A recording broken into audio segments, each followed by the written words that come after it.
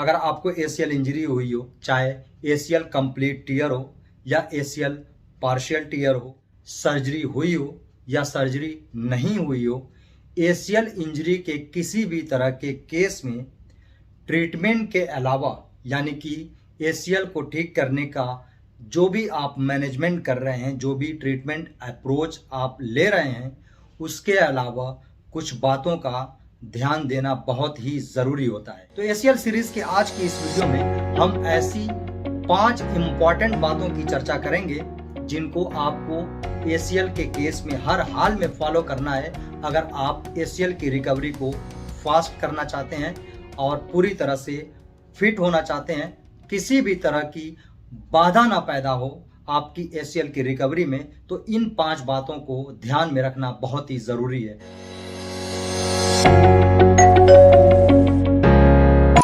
ACL surgery यानी कि ACL reconstruction होने के बाद शुरू के कुछ हफ्ते आपके लिए बहुत ही इम्पॉर्टेंट होते हैं। इन शुरुआती दिनों में जो आवश्यक एक्सरसाइजेज होती हैं, जो इम्पॉर्टेंट प्रोटोकॉल्स होते हैं जो आपको फॉलो करने होते हैं और कुछ ऐसी बातें होती हैं जो आपको ध्यान रखनी होती हैं, इन सारी बातों को अगर इन शुरुआती दिनों में आपने अच्छे से फॉलो किया, अच्छे से ध्यान दिया, तो आगे चलकर आपकी जो रिकवरी होगी वो बहुत अच्छी होगी, फास्ट रिकवरी होगी। जो आपका प्रोग्रेस होगा, जो फिजियोथेरेपी एक्सरसाइजेस का या आपके घुटने की फिटनेस का जो प्रोग्रेस होगा वो बहुत अच्छा होगा और एक लॉन्ग टर्म आपकी फिटनेस बनी रहेगी। तो आइए देखते हैं वो कौन कौन सी इंपॉर्टेंट बातें हैं जिनको शुरू के ही कुछ हफ्ते में आपको हर हाल में फॉलो करना है, हर हाल में इन बातों पर ध्यान देना है। एसीएल सर्जरी के बाद शुरुआती कुछ दिनों में घुटने में दर्द और सूजन रहता है, जिसकी वजह से मसल अच्छे से फंक्शन नहीं कर पाती और कुछ ज़रूरी एक्सरसाइजेज भी नहीं हो पाती या उनको करने में दिक्कत होती है। तो सर्जरी के बाद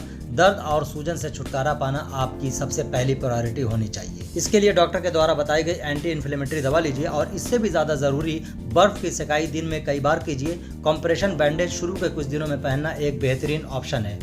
सर्जरी के बाद घुटना इस तरह से थोड़ा मुड़ा रह जाता है जिसको एक्सटेंशन लेग कहा जाता है। अगर ये लेग ऐसे ही रह गया तो फिर इसको स्ट्रेट करना मुश्किल हो जाता है और आपकी वॉक में लंगड़ापन आ जाएगा। इसलिए जितना जल्दी हो सके आप घुटने को स्ट्रेट कर लें। शुरुआती 2 हफ्ते में ये लेग ख़त्म हो जाना चाहिए और नी पूरी तरह से स्ट्रेट हो जानी चाहिए। इसके लिए आप अलग अलग टेक्निक अपना सकते हैं। सबसे इम्पॉर्टेंट प्रोन लाइंग है। आप इस तरह से घुटना और उसके नीचे के एरिया को स्पेस में रख कर कुछ देर लेटेंगे।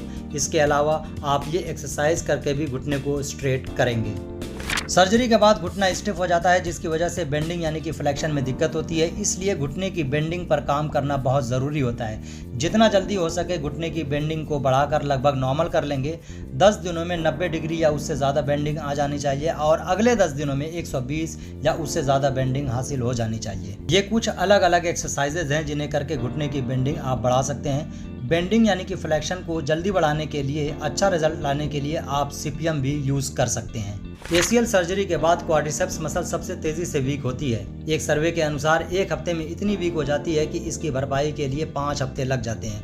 तो इससे बचने के लिए डे 1 से ही क्वाड्रिसेप्स कॉन्ट्रैक्शन यानी कि क्वाड्रिसेप्स सेट स्टार्ट कर दें। इसके अलावा अदर मसल ग्रुप यानी कि हैमस्ट्रिंग और एब्डक्टर की एक्सरसाइजेज भी स्टार्ट कर दें।